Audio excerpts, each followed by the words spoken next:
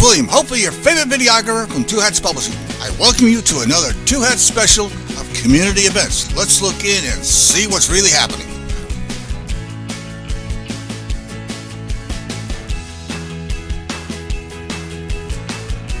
Good morning. My name is Chuck Smith. I'm the CEO of Equality Texas. We're the largest statewide organization dedicated to full equality for LGBT Texans. This week is the beginning of National Crime Victims' Rights Week, and we're here because there's a problem.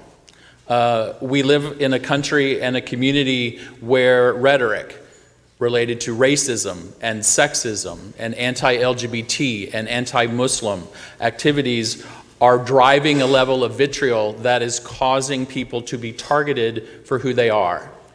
And they're being attacked and they're being beaten, some almost to the points of losing their life. And it's not acceptable. And we have to work together to ensure that we elevate and make people aware of who victims of crime are and why they're being targeted for crime. And that anti-anything is not acceptable in today, and that we have to address it. Today will be the beginning of the launch of a campaign where Equality Texas is working to raise awareness about victims of crime and in this community. And it's not just limited to almost 20 people have been targeted or assaulted in the Oaklawn area of Dallas. But we've also had a woman beaten with a cane in Fort Worth, and a woman who was attacked, a lesbian woman who had to have her jaw wired shut in Mesquite. We've had religious discrimination in Irving and other communities. The first transgender woman in America that was murdered this year was murdered in Austin, Texas. What's happening in our state is unacceptable with the level of violence that is a result of people being targeted for who they are. We'd like to start by showing you a short video that talks about the project that we're launching today. Live from Victory Park. A brutal attack leaves a neighborhood shaken. The LGBT community tonight asking for more protection. 3 gay men who have been violently attacked. They were saying a lot of stuff like stupid fag. I was stabbed behind my neck here, cut here on the side of my eye. I was stabbed here behind my arm as well. I think that's probably more of a defensive wound from, putting my hands up. Stabbed on my side right here. Michael Dominguez was attacked in October 2015 after leaving a bar on Cedar Springs in Oaklawn. He collapsed in a nearby grocery store parking lot. I said bye to the door guy. He was a guy that I'm acquainted with, so I remember waving by and I walked out. And the last thing I remember was just feeling something hit me in the back of the head and just this heat over my entire body. And then I woke up in the trauma unit. Life was really ugly after what happened in 2011. Burke Burnett was 26 years old when he was the victim of a hate crime near the East Texas town of Paris. He was beaten up, stabbed, and thrown into a fire. I had lacerations above my eyebrow right here. I had 3rd-degree burns all up and down my arm and on both sides. I had a puncture wound in the back from either a knife or a broken beer bottle. I had a huge laceration right here. I was lucky enough to get to see arrests made and convictions, and so I got to see justice done, and unfortunately I'm an anomaly in that regard. Not a lot of people that are attacked that way get to see the people that did it to them get arrested and go to jail. He said he was healing up, he was feeling fine. Survivors of an attack that happened in East Dallas. Now Burke and Michael are providing emotional healing to victims of violent crime with the nonprofit organization SOS, Survivors Offering Support. We offer one-on-one counseling. Burke and I act as kind of first responders to reach out to some of these people and just say, hey, it's a whirlwind right now. You're in the eye of a storm. If you need somebody to kind of help take your hand and ground you in the middle of all this crazy, we can help you through that. We offer help with their medical bills. We offer assistance with referring them to counselors. We offer assistance with, how to talk to your detective, what to what to expect from the process, because whenever something like that happens to you, violent crime, if you're a survivor of a violent crime, you are shaken up. It's about transgender bathrooms in your child's school. In the midst of divisive rhetoric, there is an alarming increase in hate crimes in Dallas. Dallas police and the LGBT task force are stepping up security in Oaklawn after at least 15 reported attacks against gay men. We've got lights, we've got cameras, we've got support groups in place. If another attack like that happens, I know that the Dallas Oaklawn community is well prepared to respond to it. We're living at a time where there are tremendous strides in LGBTQ rights. The passing of marriage equality, states and cities are adopting equality laws for trans people protection, and that's fantastic. But I think that we're also at a point where it is completely okay to publicly vocalize a hatred for religion, a hatred for sexual orientation, a hatred for race by very, very prominent public figures, presidential candidates. 10, 15 years ago, a lot of people weren't super hopeful that we'd ever have marriage equality. And here we are. I've got a ring on my finger, I've got a husband at home, and life is really, really big and beautiful. I've got an awesome family. They are the center of my world. And so that gives me hope that, the other changes that need to be made, I think we're all on the right side of history. Vote. Vote with your heart. Vote on the side of equality and human rights, because the more that we have people enabling hatred, the more that hatred is going to manifest itself in very physical ways. I'm somebody's son. I'm somebody's brother. I'm somebody's cousin, somebody's nephew, grandchild. Everybody has somebody, and just imagine if you got a phone call saying that they're dead, they were left to bleed out on the street. Discrimination is not a Texas value. Embrace dignity and respect for every Texan. Join Equality Texas.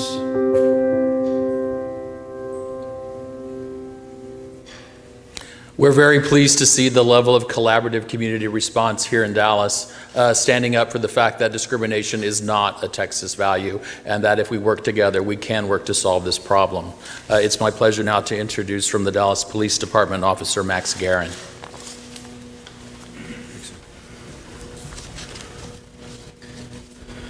Good morning. On behalf of Chief David O'Brien, I want to say thank you for the opportunity to bring awareness to the work being done to support the victims of crime throughout our communities. Chief Blankenbaker expressed his regret not being able to speak this morning. He's dealing with some medical issues of his own. The Dallas Police Department remains committed to a victim-centric and a community-based approach to fighting crime and addressing victims' needs. From incorporating volunteers in patrol to our robust crime watch groups, engaged citizens and vigilant stakeholders remain our biggest deterrent to crime. Since 1996, the Dallas Police Department has had representatives who work directly with the victims of crime to access benefits they might not otherwise be aware of. These benefits include, in part, the right to receive adequate protection from harm and threats of harm related to prosecution of offenders, the right to have their safety and the safety of loved ones taken into consideration by magistrates when fixing bail, and the right to be informed as to relevant court proceedings. While these rights are not all-encompassing, they are, however, vital to the well-being of those who are made to suffer at the hands of criminals in our society. Caring for victims, however, is not only a responsibility of law enforcement. To be successful, we must have the cooperation and involvement of our citizenry and groups like Equality Texas. Caring for those who have been victimized is honorable, noble, and in keeping with the highest values that we as Texans and Americans enjoy.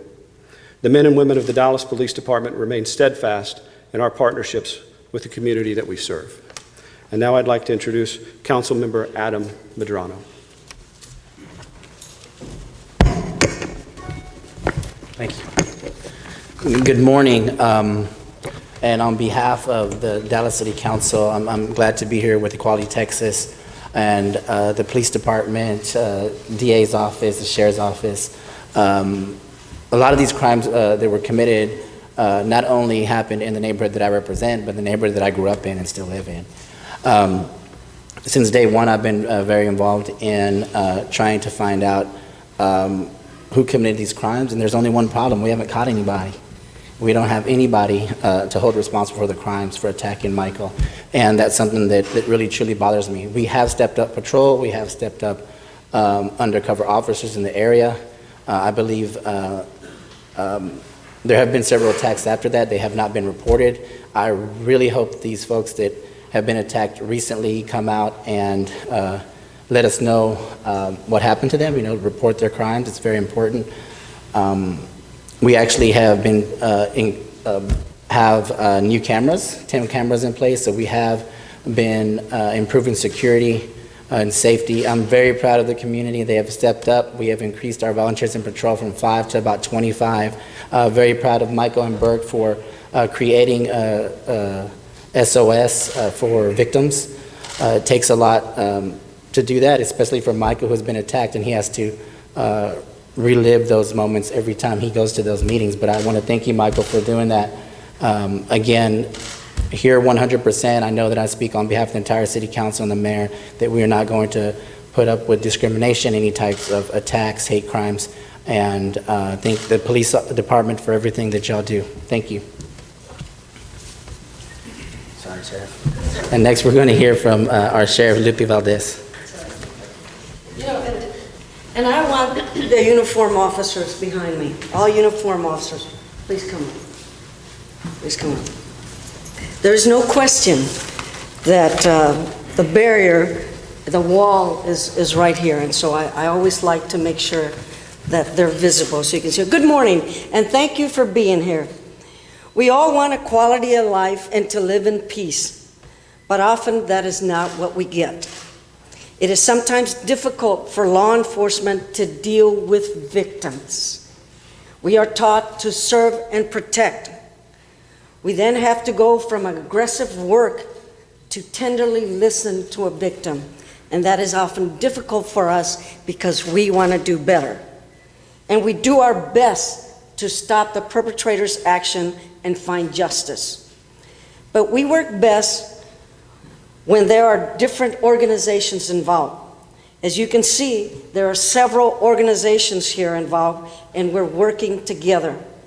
Teamwork always does better than an organization by themselves. Let me be clear, no one deserves to become a victim, no matter what race, ethnic group, what they look like, who they love, or where they worship. They do not deserve that. A beating or abuse should never be acceptable for any reason. We, as law enforcement officials, stand united in providing this message. And of course, we ask for your support in identifying anyone who chooses to take that route. Unifying forces and the community is bound to bring about better results. Thank you so much for making this visible. I now would like to introduce the DA of Dallas County, Judge Susan Hawks.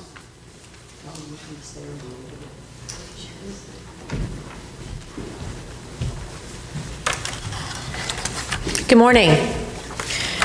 The Dallas County District Attorney's Office will not tolerate acts of violence against any member of our community, regardless of race, gender, and sexual orientation or gender expression. It is imperative that we not only appreciate one another's differences, but make it a priority to protect any group whose differences make them a target for violence.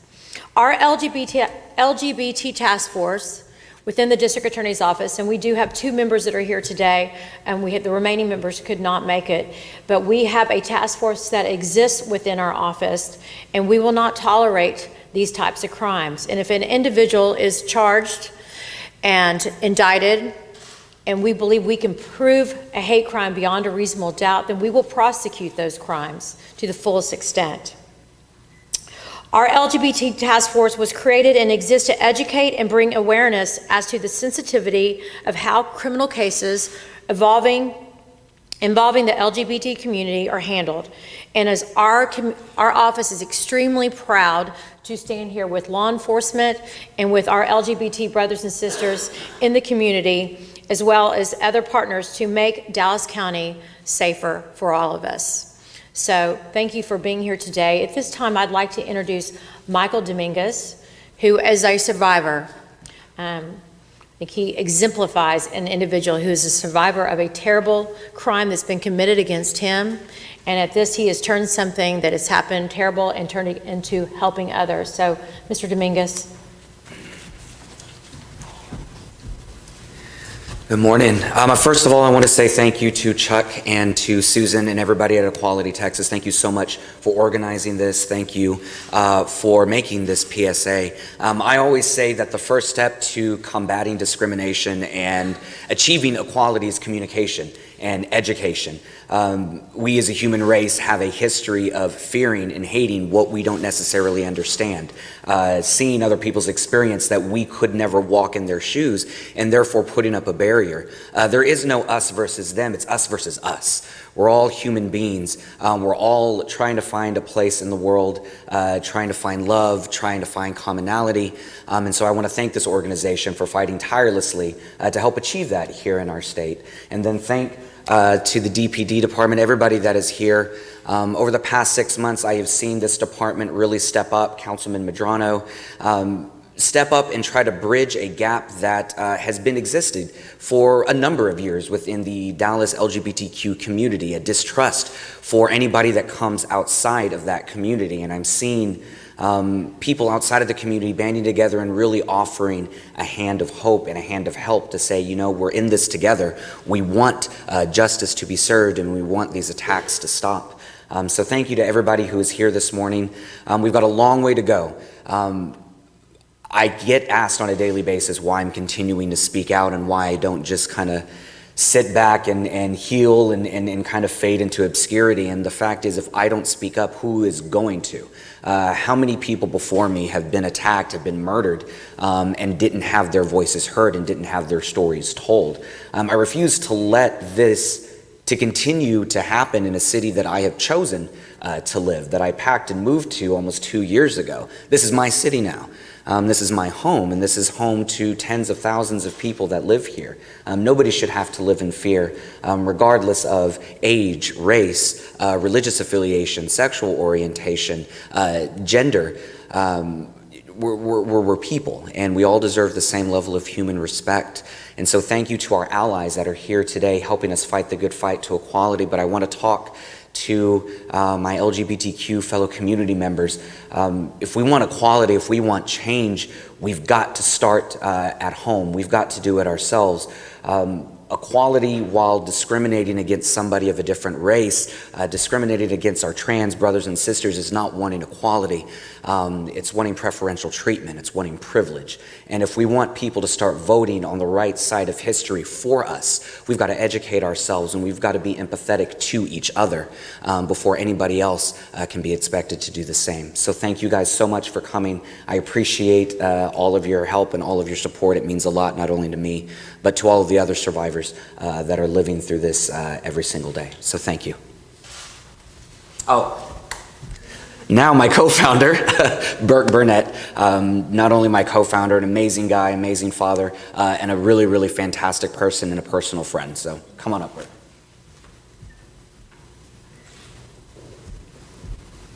Thank you. Good morning. I want to take this opportunity to say thank you for allowing Equality Texas to kind of highlight some of the work that SOS is doing. We're so proud of that, partnering with the Dallas Police Department, partnering with the DA's office, partnering with other community groups to kind of make a positive change in a really, really kind of ugly time for the Dallas LGBT community. You know, I always hate following Michael because he's so well spoken and he hits all the points that I really, really believe in.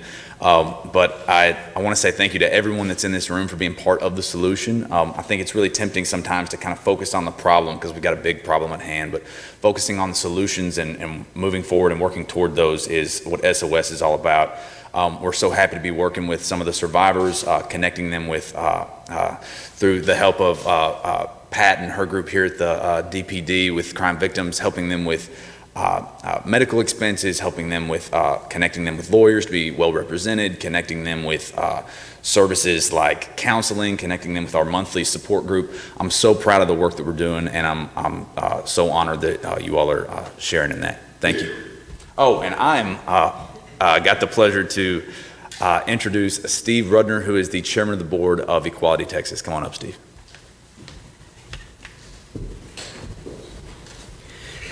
Good morning, everyone. As we have heard and as we have seen, and as is self-evident, the root of hate crime is discrimination.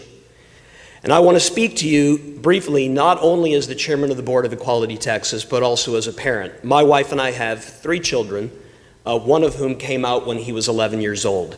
And so I'd like to say to every one of you who is a parent, it is not fair, it is not just, it is not right for you to have to worry about your child being attacked simply because of who they are. That should not be acceptable to any of us. That is not a Texas value. It's not fair to have to worry about your child being attacked, but to broaden this point, it's also not fair to have to worry about your child being discriminated against in employment, in housing, in access to public services. And all of those are issues which are connected. All discrimination is connected. All hate is connected. Today we see the result of that hate, and it's got to stop. When we approach our next legislative session, and as we see members of the House and members of the Senate continuing to embrace legislation which would deny an entire community of people in this state their right, their dignity, their equality, simply because of who they are and who they love, it's time for all of us to recognize that all hate is connected and all discrimination is connected. And if we want to bring an end to incidents of violence, we also have to commit ourselves to ending discrimination in housing, in employment, in access to public services. It is all connected. It all has to stop. I'm proud and honored that Equality Texas, the largest LGBT advocacy organization in the state, spends all of its time working towards a state of equality. I would encourage all of you and welcome all of you to join us in our efforts. And at this time, I'd like to throw it open for any questions that anybody might have for any of us that have spoken. Thank you all very much for coming. Yes? Yeah, I just want to understand what is it that you're going to be doing? I've done right along the Oakland area. There's been the attacks. What is the effort? How are you going to do it? How are you going to reduce crime? Well, let me let some of our Sheriff, would you like to speak to that? Would you like to speak to that? Sure. As you've seen, the department has been committed to the safety of all citizens.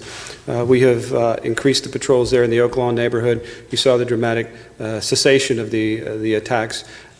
What is concerning is what Councilmember Medrano mentioned, those that have not reported any offenses. We certainly want the opportunity to investigate those and put the pieces together where we can and bring those who would perpetrate these crimes to justice as quickly as we can. Is that number still at 14, or how many have you? That's correct. That's correct. They're all hate crime? No, they're not. 2 of them are hate crimes. The evidence supports that 2 of them are designated as crimes of violence. And so we continue they remain active and open, and we continue to look for the suspects. Andrew, there was a report that came out that there has been 15 attacks that haven't been reported to the police. What about this news conference, or what's going to change those people's minds to come forward to report? You know, you've seen the efforts, and they've seen the efforts of the police department and the community groups and the cohesive partnerships that we've been able to form. I think that speaks volumes to the level of commitment and to what we're willing to do and need to do, quite frankly. And I would simply encourage those victims that may be out there, in the strongest words possible, give us the opportunity to hear what you have to say, to investigate those crimes, and help us put the pieces together to solve the offenses. Now, putting more officers in that specific area, would that make you take away officers from different areas to focus on that particular one? I mean, we've been doing a lot of stories on the issues of shortage of officers. Is that a concern for you? Is that something that we can see? You know, it's something that we take into consideration, obviously, with deployment of personnel. We prioritize issues, and we do our best to put officers in the places where crime is occurring to address those problems as best we can. Thank you.